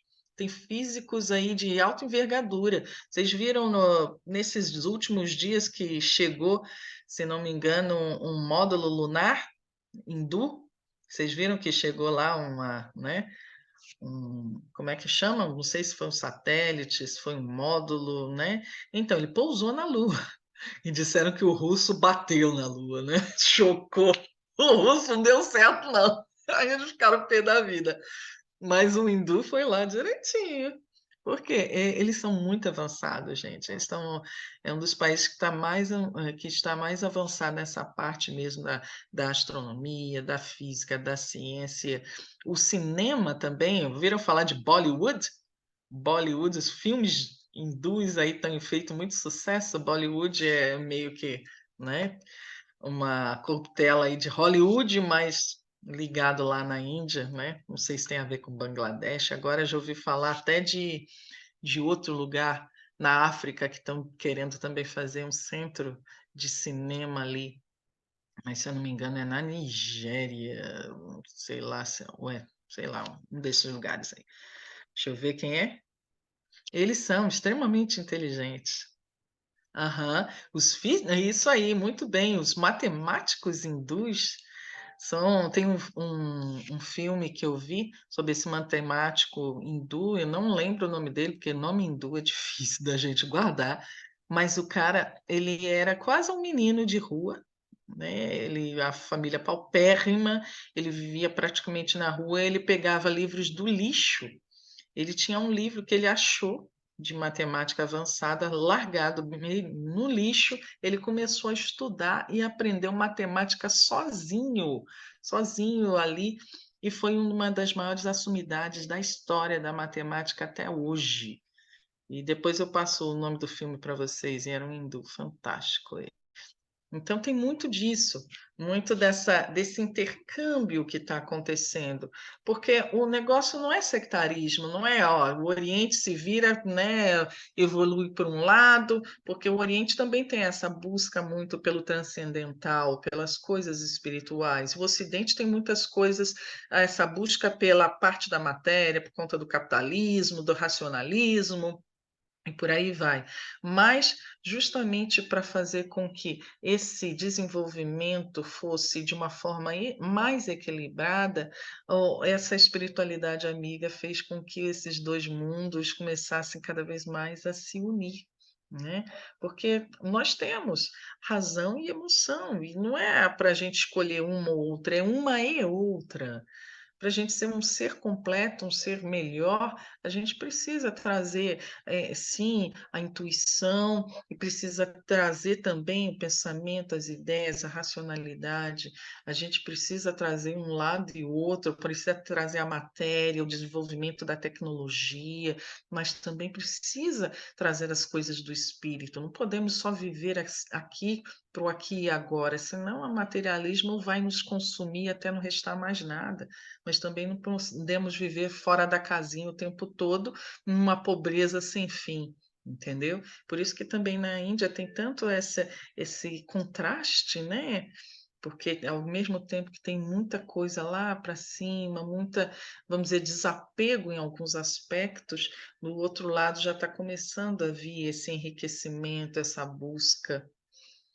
Pode mudar, por favor? Mestre Pena Branca, já ouviram falar, né, trazendo um mestre da Umbanda. Não é só ele, não, viu, gente, que tem aí de mestre, né, ascenso e tudo, tem vários outros, mas aqui trazendo um mestre que trabalha muito dentro dessa egrégora de proteção das matas, de resgate do conhecimento ancestral dos povos originários, nas tradições aí da Umbanda. Então, Mestre Pena Branca é maravilhoso, ele é do raio branco, como fala aqui, ó. Ele é um grande comandante responsável pela integração das egrégoras xamânicas. Vocês estão vendo que o xamanismo ele está vindo muito forte nos últimos anos, não tem? Tem uns 10 anos, 15 anos mais ou menos, o xamanismo está vindo com tudo, as práticas xamânicas. Então, Mestre Pena Branca é um dos espíritos que estão aí ligados a esse resgate das medicinas da floresta, e junto com ele tem a Mestre Águia Dourada, a Mestre Águia Branca, e vários outros também ligados a isso. Expressa claramente que não se apresenta em lugar algum onde não haja humildade. Trabalho real na luz e respeito às pessoas. Lamenta que muitas pessoas cantem muitas músicas a mim, me veneram e esquecem de agir na harmonia e no amor. E diz: Eu venho para trazer paz e harmonia ao universo em nome da fraternidade branca. Tá? Então, esses mestres aí, eles também estão ligados a um ou mais raios, né? Mas lembra que raio não é fechado, não, ó, cada um no seu quadrado, né? Eles todos trabalham juntos, completamente juntos. É a gente que é fresco do caramba, né? A gente que é encarnado em tojo, que quer separar tudo. Ai, não, isso é Umbanda, não, o que que tem a ver? Ai, tem não sei o que, não pode, como que vai misturar? A gente é todo cheio das frescuras, né?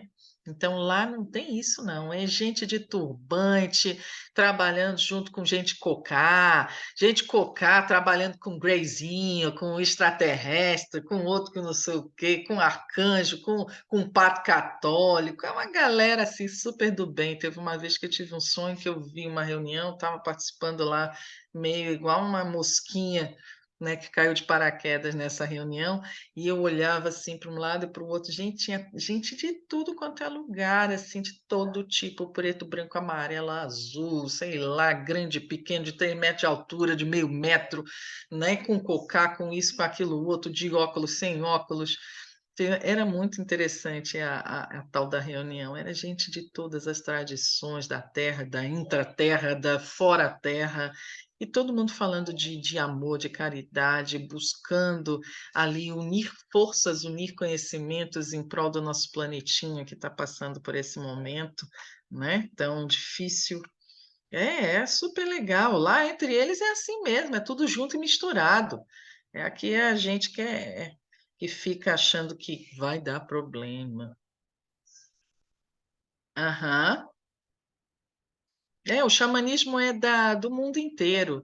São práticas ancestrais ligadas à terra, ligadas aos cultos, os primeiros cultos de ligação com a Mãe Terra, com Deus, com as divindades, em todos os lugares do mundo. Tem xamanismo chinês, tem xamanismo sueco. No outro dia eu vi um filme que aparecia sobre uma reunião de povos indígenas de todo o mundo, né, trazendo essa energia. Tem alguns clãs, algumas tribos que vinham da Dinamarca, lá daqueles países nórdicos, loiros de olhos azuis. Já viu índio loiro de olhos azuis? Tem sim, porque.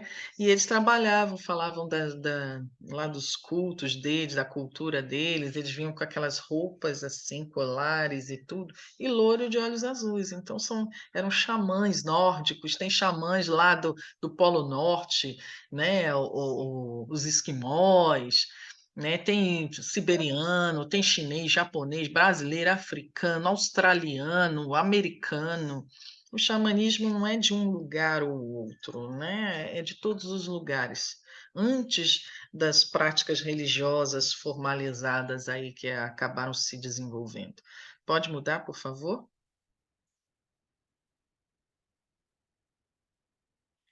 Aqui outros mestres que também eu trago. Esse aqui, ó, o amarelão bonitão aqui, é o mestre Kutume, viu, galera? Esse aqui que eu falei, que é a apresentação de Francisco de Assis.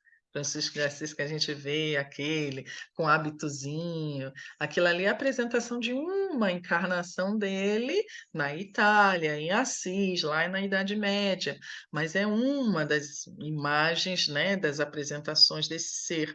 Essa aqui é a apresentação dele como um ser, né, mais cósmico, é uma das encarnações que ele teve na Índia, inclusive ele era muito próximo de Mestre Moria, o Moria, que também foi um príncipe hindu.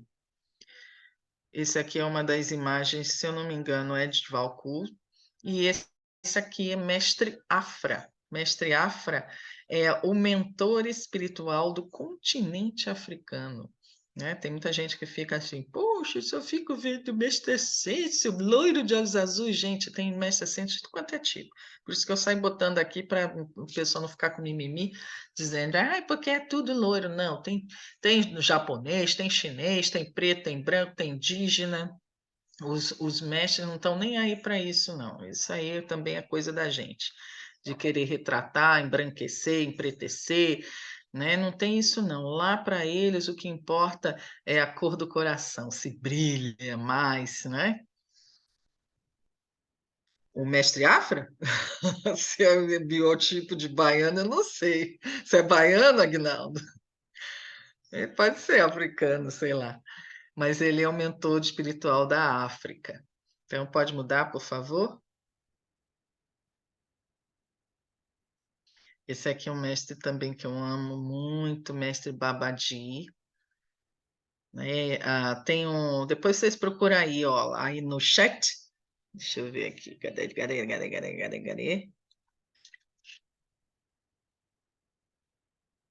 eu ver o nome dessa música aqui. Vocês vão procurar, viu, galera? Mahavata Babaji Gayatri. Mantra Mahavata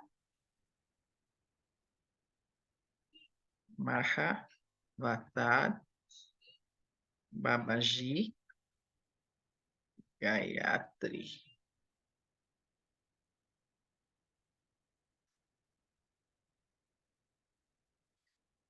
Depois vocês procuram aí no Spotify esse mantra. É lindo, escutem antes de dormir, ok? Vocês vão ver que coisa mais linda que é esse mantra. Ele é muito, muito elevado. É um dos mantras assim que quando eu escuto na meditação, parece que você vai sair do corpo. Ele até ajuda na projeção astral, de tanto que você eleva. Tem alguns mantras, alguns, né, decretos, algumas coisas que ajudam nos trabalhos de projeção. Quando você quer fazer tipo de trabalho ligado ao desdobramento espiritual, aí esse é um dos que ajudam muito. Mestre Babaji é um mestre espiritual e um avatar. O que é avatar, gente? Avatar são esses espíritos evoluidíssimos, isso é um termo, claro, né? Lá em Sânscrito, lá do Oriente, um espírito que não tem mais necessidade de reencarnar, é um espírito missionário de grande luz e que veio para trazer um impulso grande em determinado aspecto da humanidade, ajudar a esclarecer, ajudar a despertar consciência. Cristo é um avatar, Francisco de Assis, né, um avatar, e por aí vai, tá? Então, yogi imortal, porque ele fazia essa prática da yoga, né, muito grande, um discípulo da yoga muito avançado, conforme relata esse cara aqui que também é fantástico. Já ouviram falar de Paramahansa Yogananda? Yogananda, que ele escreveu um livro chamado Autobiografia de um Yogi. Esse livro, gente, eu nunca consegui terminar esse livro porque toda vez eu começava a ler o livro, eu me desdobrava. Quando eu vi, eu estava lá na Índia, nos templos maluco, gigante, que tinha um Buda enorme. Eu desdobrava tão fácil quando eu lia esse livro que eu parava. Eu simplesmente parava ali e quando eu vi, eu já estava viajando. É muito doido. Tem uns livros fantásticos assim. Então, Babaji foi um grande Siddha, né? Isso, fantástico esse livro, fantástico. Ele foi um grande Siddha, né? Esses professores, esses mestres avançados, com poderes e tudo, desde que superaram as limitações humanas. Diziam que ele não, ele tinha nem, ninguém sabia qual era a idade dele. Ele já tinha vivido, parece que ele tinha 200, 300 anos e estava vivo, né? Segundo as lendas, o pessoal que encontrou, né, que tinha contato com Babaji, falavam que ele era imortal, que ele não morria, entendeu? Então, que ele flutuava. Tem alguns yogis, vocês já ouviram falar que tem yogis que conseguem não urinar, eles não se alimentam, eles vivem só do sol, da energia luminosa. Babaji era um desses também, ele não se alimentava, não precisava se alimentar. Isso não é mentira, não é lenda urbana, não, viu, gente? Tem alguns yogis, mas, claro, isso é minoria. Apenas aqueles que já transcenderam mesmo as limitações da matéria, tem alguns que conseguem isso. Eu já vi programas, vídeos, inclusive acompanhados por cientistas de yogis que tinham eletrodos, e ele chegava e o yogi conseguia até controlar o batimento cardíaco, quando o cientista está dizendo assim, aumenta, aí ele chegava lá e aumentava.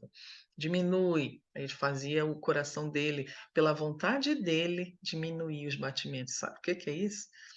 E o cara ficou 7 dias sendo acompanhado, o cara não se alimentou, nem água tomou, nem água tomou. 7 dias ali dentro de uma sala com vidro, toda cheia de controles. Eu vi esse programa, muito interessante, gente. A gente acha que é história da carochinha, mas tem muita coisa entre o céu e a terra, né? Muito mais coisa do que imagina a nossa van filosofia. Então, a missão aqui, ó, do Babaji, ele trabalha silenciosamente nos bastidores por toda a evolução espiritual da humanidade. É um dos que estão à frente disso, de buscar realmente fazer com que cada um de nós evolua, desperte, conheça-se, reconheça-se como um ser divino. Então, ele dá assistência aos médiums. Olha só, sua missão tem sido a de dar assistência aos médiums e enviados do Cristo na execução de tarefas específicas. É bem legal, tá? O Dando, pode continuar aí, Mateuzinho. Esse aqui eu já falei, ó, a relação entre Umbanda e os mestres ascensos, tá? Aqui, ó, essas correlações que nós podemos fazer de acordo com as características dos orixás, as características dos raios e tudo, mas lembrando que é impossível a gente chegar e fazer uma correlação completa, né, inteira, ou que seja exata, não tem como, gente, até porque os orixás são muitos, não são só 7. Só na Umbanda, por exemplo, são cultuados, os 7 orixás mais cultuados na Umbanda são 9, na verdade, né?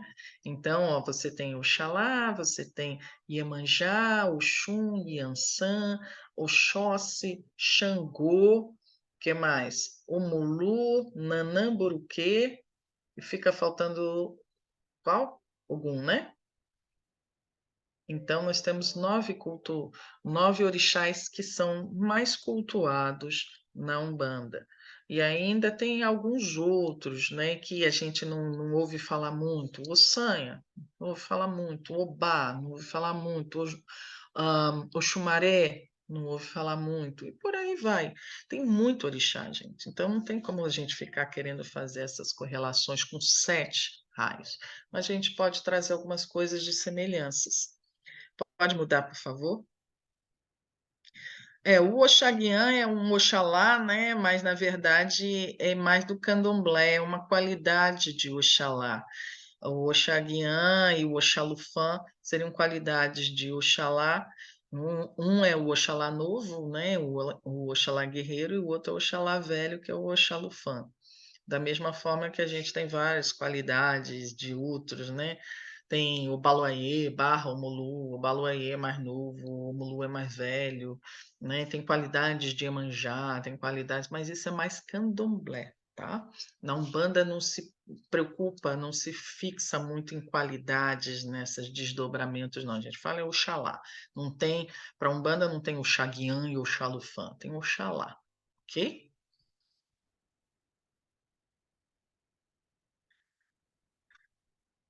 Na verdade, o Omulu seria muito ligado a essa cura, não é?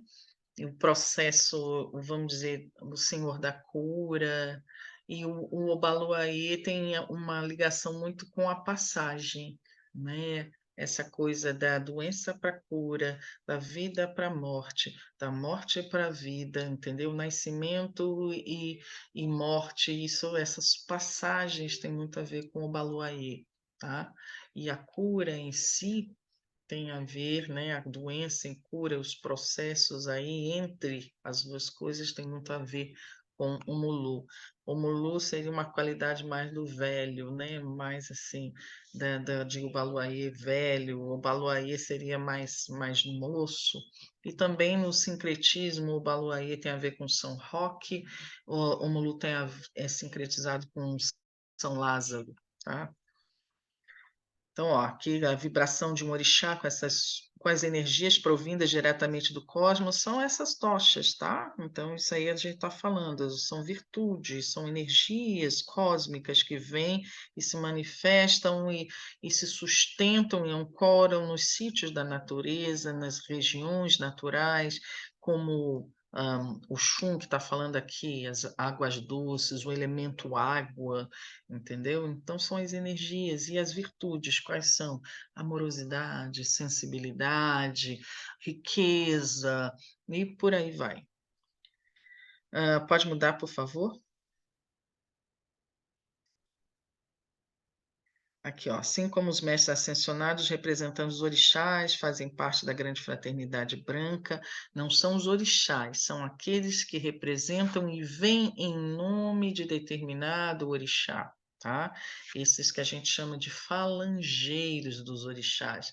Então, eu posso, por exemplo, quando eu estou no terreiro, trabalhando no desenvolvimento mediúnico, eu não estou incorporada com Iemanjá, eu estou incorporada com uma entidade que vem ancorando a energia de Iemanjá. Quando a gente vê um passe de Ogum, eu não estou incorporado com Ogum, eu estou incorporada com uma entidade, com um espírito, com um guia perto de mim, próximo a mim, que está trazendo a energia de Ogum naquele momento. Deu para entender a diferença? Então, orixá não é um espírito, mas os espíritos podem vir trazendo e ancorando a energia desses orixás, ok? Dessas virtudes. Em dimensões superiores não há separatividades, as diversas manifestações do um aparecem no plano material. Pode mudar, por favor? Aqui ele já traz, né, algumas semelhanças, por exemplo, cadê? Eu já falei do Arcanjo Miguel aqui. O mesmo raciocínio percebemos analogias entre o segundo raio, amarelo dourado, e o orixá Xangô, terceiro raio, rosa, e orixá Iemanjá, o Oxum, quarto raio, orixá Oxalá, o raio branco. Lembra que o quarto raio é o raio branco. Então, o orixá Oxalá, por isso que eu falei também que a energia de Jesus é o raio branco. No quinto raio, verde, a gente pode fazer uma analogia com Oxóssi. O sexto raio, o raio da caridade, pode trabalhar com o orixá Ibeji. O sétimo raio, a linha das almas, a linha de Saint Germain. Lembra até que a cor de Nanaburuque é violeta, não é? O roxo, violeta, que também lembra de Saint Germain, tá? Pode mudar? E aqui a gente já está chegando no final, só para a gente fazer esse testezinho, gente, é o raio da sua alma. Vamos aprender como é que a gente faz aqui, ó. Muda aí, por favor, mais para frente.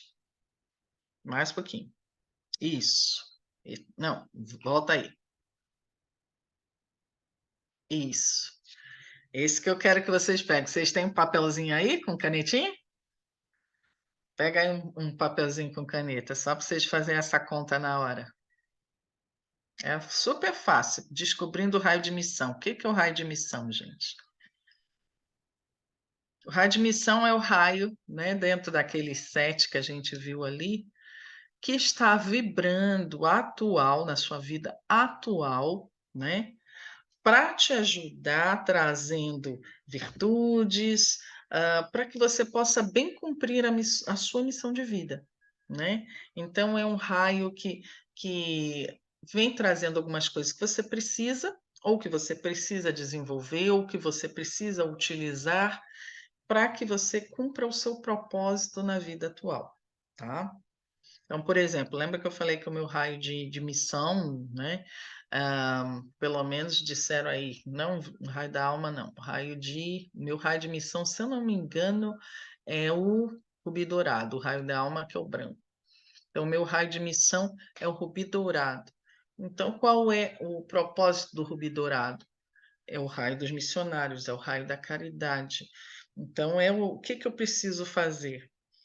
Trabalhar esse lado, né? Se é um raio de missão, é o raio que está me mostrando qual é a direção que eu preciso seguir para bem levar esta vida dentro dos propósitos que a minha alma se propôs, entendeu?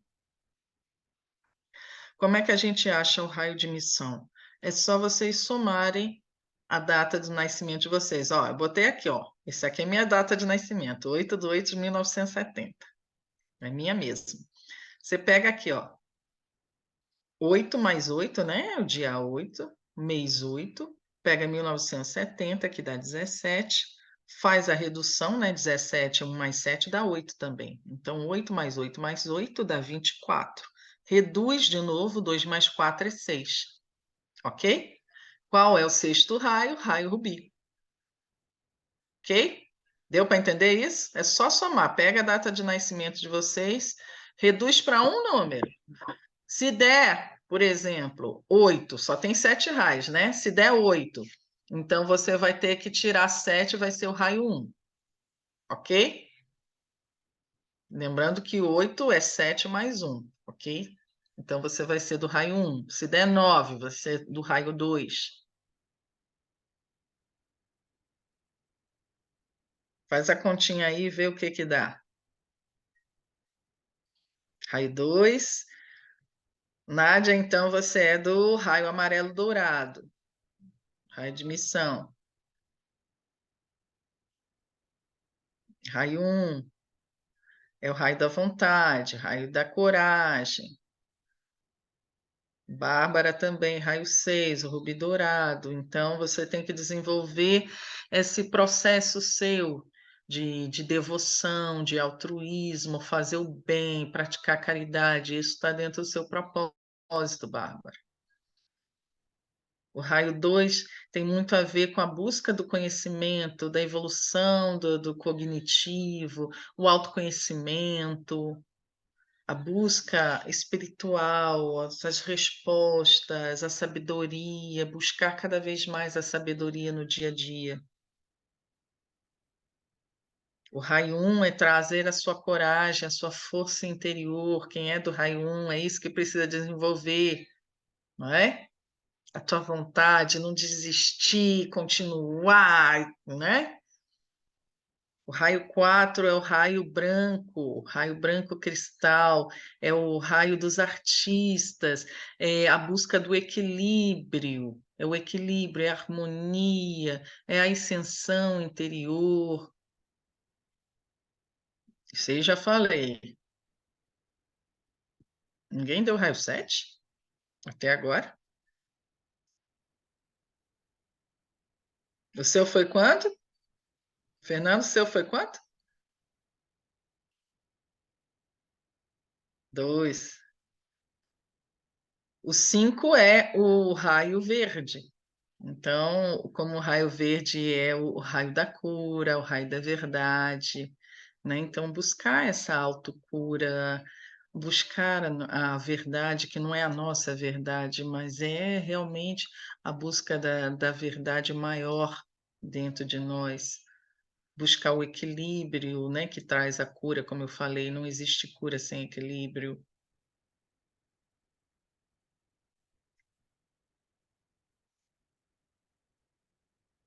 Quem mais aí? Minha Dati, não é? Alguém me ajuda, né? Tá com dificuldade aí, Lorena?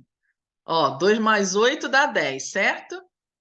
10, 1 mais 0 é 1. Então, aqui primeiro dá 1, aqui dá 1 também. Aqui, ó, você já bota 10, 10 mais 9, 19. Cara, dá tudo 1, hein? 19 também dá 10, dá 1. Então, você vai dar 3. Tá certo, gente? Aí, o raio da Lorena, 28/1 de 1981. É só vocês fazerem essa conta aí. Então, dá 1, 1, 1. Então, dá o raio 3, que é o raio do amor. Terceiro raio, raio rosa, trazer amorosidade, desenvolver o aspecto da sensibilidade, mas sem a sensibilidade não é aquela fragilidade, entendeu? Mas a sensibilidade da pessoa que realmente sente, mas sem se quebrar, sente com amor, sente com verdade, é o raio da criatividade, da beleza. Saber ver a beleza em si, em toda parte, trazer isso no seu dia a dia, entendeu? Esse é o raio 3. Ok, gente? Entenderam como é que é o processo, né? Esse é um dos raios. O raio da alma, que está o interior, ele não tem uma formulinha mágica como essa de fazer continha. O raio da alma é mais um estudo mesmo de vocês verem as características de cada raio e irem vendo onde que isso se aplica naquilo que vocês são, naquilo que vocês sentem. É como a gente vai, por exemplo, olhando até os nossos pai e mãe de cabeça e vai vendo, puxa, tem a ver com Iemanjá, tem a ver com o Oxum, tem a ver com isso e aquilo outro, a gente vai fazendo um estudo mesmo, né? E vai se identificando mais ou menos com um e com o outro.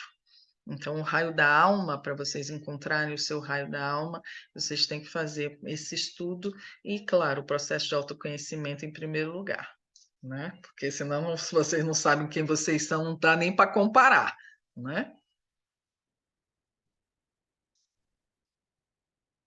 Mas não tem muito a ver com os orixás, não, viu?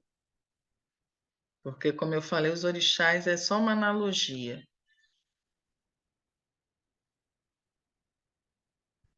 Podemos então mudar aí, ô Matheus, por favor? Terminando, acho que esse é o último slide, gente. Qualquer que seja a sua cor, todas as chamas têm um núcleo de fogo branco de pureza, na qual todos os atributos de Deus e que pode ser, na qual todos os atributos de Deus que podem ser invocados por aqueles que desejam expandir a consciência crística, ou seja, não importa qual raio que a gente é, qual raio de missão, todos os raios estão aqui em volta de nós, em nós, e nós podemos estar todas, em todos eles, utilizar todos eles. No fundo, todos eles, né? A gente faz parte de todos e todos fazem parte de nós. Por mais que um ou outro esteja atualmente, num momento um pouco mais adiante, mas todos eles estão vibrando em nós. E conhecereis a verdade vos libertará.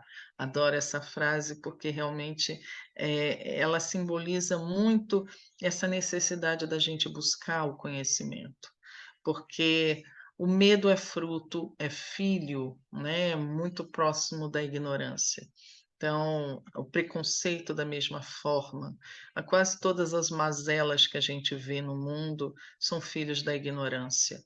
Então, quando a gente conhece realmente a verdade, essa verdade com V maior, V maiúsculo, ela nos liberta, tá? Então a gente termina a nossa aulinha aqui.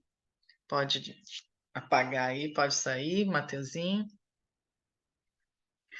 Ok, gente? Então esse aí foi só um resuminho para a gente terminar a parte dos 7 raios, como eu falei, rápido, que no curso vai ter bem mais informações, vai ter algumas práticas, que o mais legal também é a gente, quando vocês pegam essas informações e começam a praticar no dia a dia, começam a fazer os decretos, pegar, fazer algumas invocações, começar a trazer essas energias no dia a dia é maravilhoso, muda a vida mesmo, porque da mesma forma que a gente trabalha com algumas energias, pensa, por exemplo, na energia dos Exus, é maravilhosa a energia do Exu, eu amo trabalhar com Exu. Agora, a energia dos Exus é muito mais terra, né? Então, você é aquela coisa, começa a pegar um ponto de Exu, um atabaque lá, o sino da igrejinha faz Belém, bem blão, é muito bom. Agora, é para trabalhar essa energia aqui perto da gente. Quando a gente pensa nos mestres ascensos, você está falando no nível de anjo, arcanjo, níveis muito, muito elevados. Então, é para subir mesmo. Você começa a vibrar num outro patamar.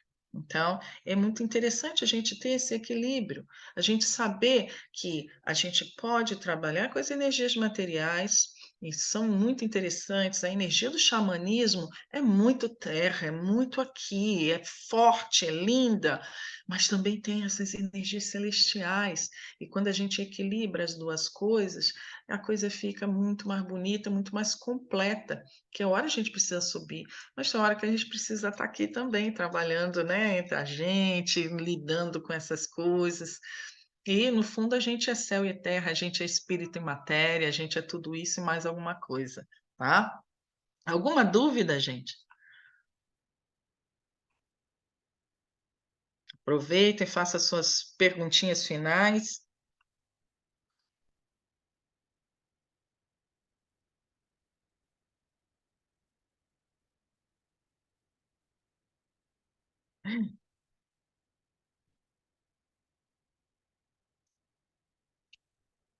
Quase que eu saí sem querer desse negócio. Fui fechar o chat, quase que eu fecho aqui o negócio, mas tudo bem, né? Sou ruim nisso. Então vamos terminar, gente, já que não há perguntas. Vamos terminar fazendo a nossa prece final. E como nós falamos, a gente vai dar um pequeno recesso do Exu, não é tão longo, mas vamos dar um pequeno recesso nessa última aulinha do módulo 1. O módulo 2 é muito top também. Eu acho que a apostila, não sei se a apostila está no site, vocês deem uma olhada, a apostila do módulo 2, porque a gente ia colocar todas as apostilas lá. Inclusive essa do módulo 2, que é mediunidade de saúde, alguma coisa assim. Aí vocês dão uma olhadinha já para poder fazer uma folheada nos próximos assuntos, né? Cenas dos próximos capítulos. Então, fechando os olhinhos, vamos agradecer, porque é muita bênção, é muito amor, é muita luz, é muita energia, muita esperança, é muita cura, é muita vontade. Todos esses seres, todos esses mestres, eles são apenas alguns de tantos e tantos outros que pululam pela nossa Terra e pelo universo. E é tão bom a gente saber que não estamos sós nessa nau. Porque imagine se nós estivéssemos sozinhos, passando por tantas dificuldades, com tantos receios, com tantos conflitos. Se não houvesse a noção que tudo visa o bem, que nós temos irmãos mais velhos nos guiando, nos amando, nos orientando para um patamar melhor de consciência. Saber que não estamos sozinhos nessa vida. Saber que a vida tem sim um propósito, um sentido, e esse sentido, esse propósito é útil. Saber que nós não fomos largados aqui nessa terra como prisioneiros que somos, como muitos acreditam aí. Mas essa sim é um planeta escola, é um planeta hospital. Mas não fomos largados aqui como punição. Se nós lembrarmos que temos um Deus de amor,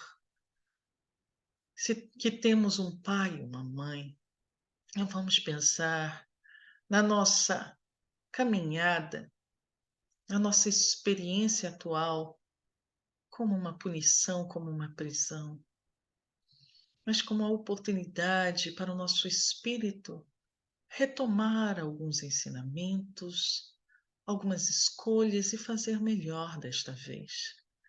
A oportunidade de nós semearmos diferente, de nós plantarmos algo bom, de nós nos reequilibrarmos perante a nossa própria consciência. Aproveitemos a atual reencarnação, uma das mais importantes da nossa existência, porque estamos numa virada de ciclo, no fim de um ciclo anterior para o começo de um nível melhor, de um patamar melhor. É necessário que nós despertemos, é necessário que nós nos esforcemos em aprender, em nos melhorar, em compreender um pouco mais sobre o nosso propósito, a nossa missão e realmente nos responsabilizarmos por ela.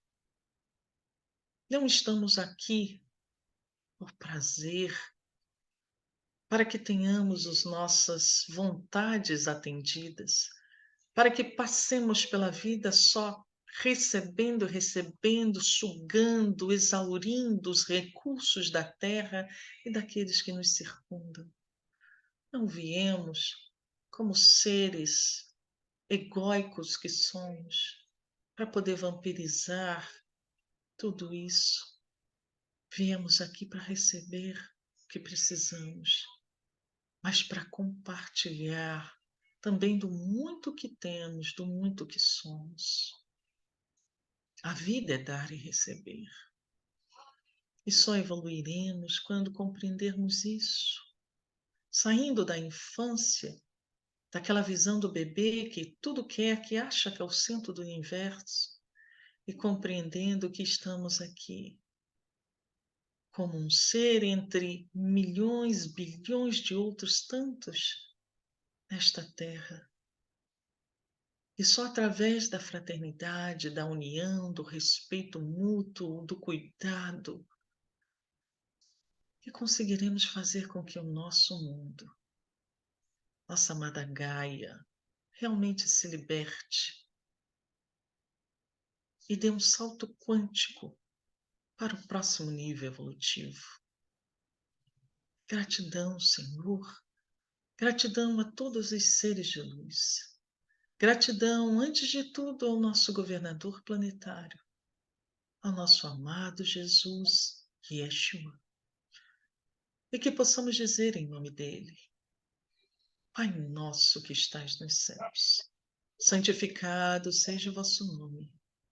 Venha a nós o vosso reino de amor, luz e misericórdia, seja feita a vossa vontade, assim na terra como em todos os lugares. O pão nosso do corpo e do Espírito dai-nos hoje e sempre. Perdoa as nossas ofensas, assim como nós perdoamos a quem nos ofende. Não nos deixeis, Senhor, cair nas tentações, nas ilusões, nas negações que o nosso espírito tem e alimenta há tanto tempo. Livra-nos do mal, mormente aquele que trazemos dentro do nosso próprio ser. Pois teu é o reino, é o poder, é a glória, para a vida eterna, em todos os quadrantes.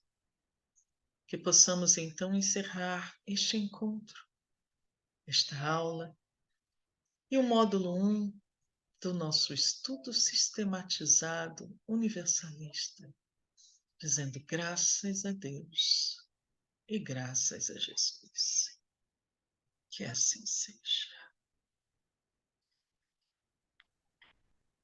Gente, então, that's it. Obrigado pela presença de todos. Assistam todas as aulinhas, 16 aulinhas nesse tempo até a gente começar, tá bom?